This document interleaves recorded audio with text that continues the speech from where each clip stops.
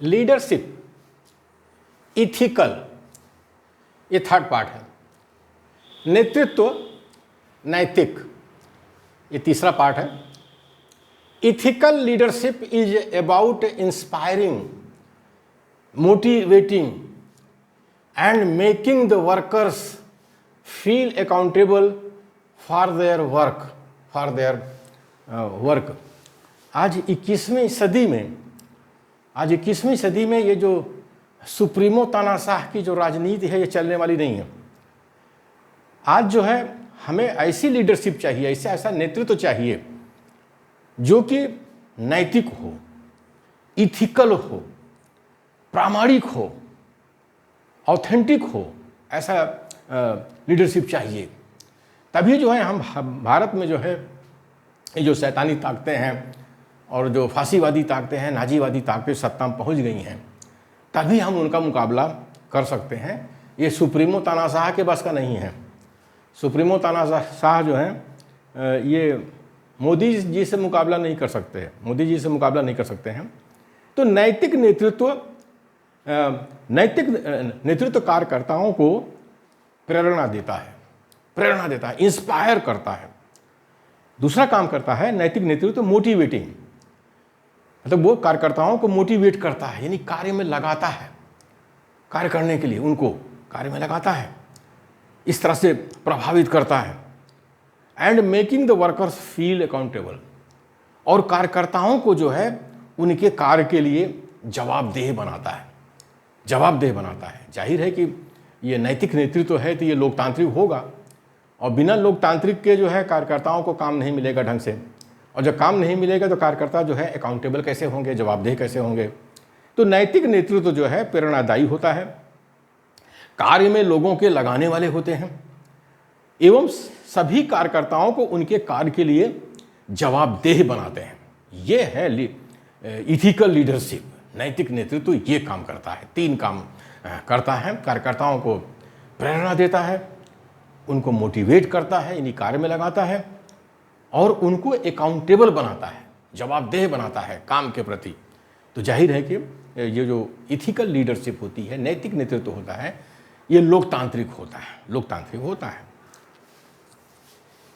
Ethics refer to the desirable and appropriate values and morals according to an individual or the society at large। नीति शास्त्र का मतलब होता है, ethics माने नीति शास्त्र। नीति शास्त्र का मतलब होता है वांछित एवं उपयुक्त मूल्य एवं सदाचार एक व्यक्ति अथवा समाज का। ये जो नीति शास्त्र होता है ये व्यक्ति के लिए होता है और एक समाज के लिए भी होता है।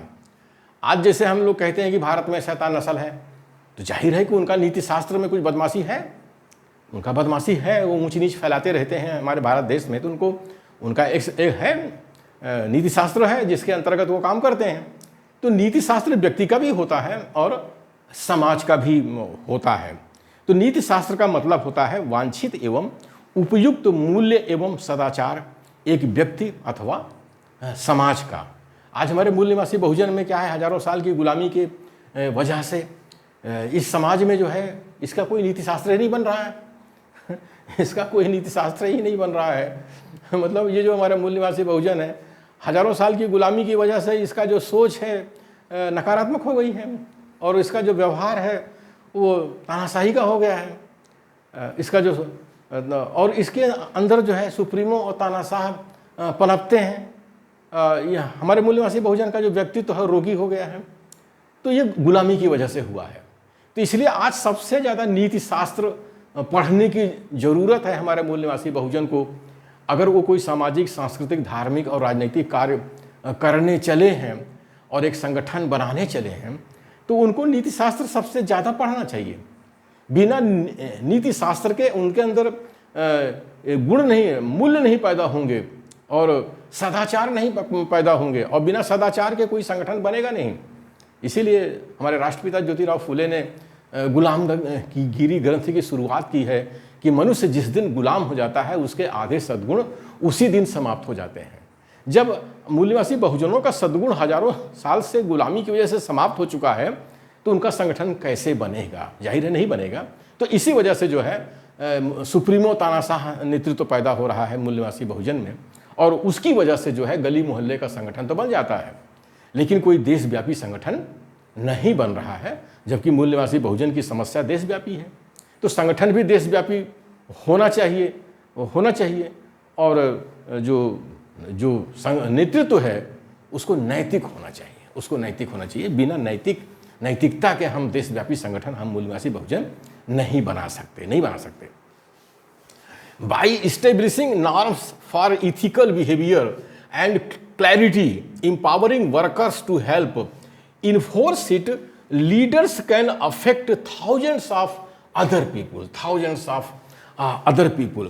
नैतिक व्यवहार के तौर तरीके, नैतिक व्यवहार माने इथिकल बिहेवियर, नैतिक व्यवहार के तौर तरीके प्रस्थापित करके और स्पष्ट करके क्लैरिटी देते हुए, स्पष्ट करके कार्यकर्ताओं को सशक्त बनाते हुए, कार्यकर्ताओं को इम्पावर करते हुए, उनको उसको लागू करने के लिए सहायता दे करके, और उनको उसको लागू करने के लिए समाज में सहायता दे करके एक नेता इथिकल लीडर, एक नेता दूसरे हजारों लोगों को प्रभावित कर सकता है। यानी ये जो इथिकल लीडर है, ये अपने कार्यकर्ताओं को जो है इम्पावर्ड करता है, सशक्त बनाता है। जाहिर है कि इथिकल लीडर जो है डेमोक्रेटिक होता है, लोकतांत्रिक होता है, तभी जो है उसके साथ कार्यकर्ता जुड़ते हैं, सहभाग और सहयोग करते हैं। और ये जो इथिकल लीडर होता है, नैतिक नेता होता है, ये नैतिक व्यवहार को संगठन में प्रस्थापित करता है और कार्यकर्ताओं को क्लैरिटी देता है, स्पष्ट करता है कि नैतिक व्यवहार क्या होता है, और उनको लागू करने के लिए, अपने अंदर वो इनकलकेट करने के लिए, पैदा करने के लिए उनको सहायता देता है, उनको ट्रेनिंग देता है, उनको डेवलप करता है, विकसित करता है। और इस तरह से जो है एक नेता दूसरे हजारों लोगों को प्रभावित कर सकता है। यानी कार्यकर्ता जो नेता होता है, उसकी बात हजारों लोगों तक कैसे जाती है, या मासेज के अंदर कैसे जाती है? तो जाहिर है उसके साथ जो कार्यकर्ता होते हैं, कैडर इंटेलेक्चुअल फोर्स जो पैदा होता है लोकतांत्रिक तरीके से, नैतिक तरीके से, वो जो है संदेश को, नेता के संदेश को जन जन तक फैलाता है।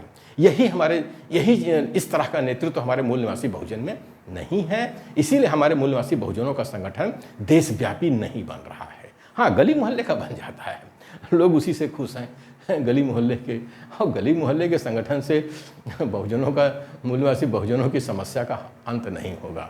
मूल निवासी बहुजन की समस्या देशव्यापी है, तो संगठन भी देशव्यापी होना चाहिए, और जो नेतृत्व है उसको नैतिक होना चाहिए, लोकतांत्रिक होना चाहिए, और कैडर भी जो है, जो कैडर है, कार्यकर्ता है, उनको भी नैतिक होना चाहिए और लोकतांत्रिक होना चाहिए।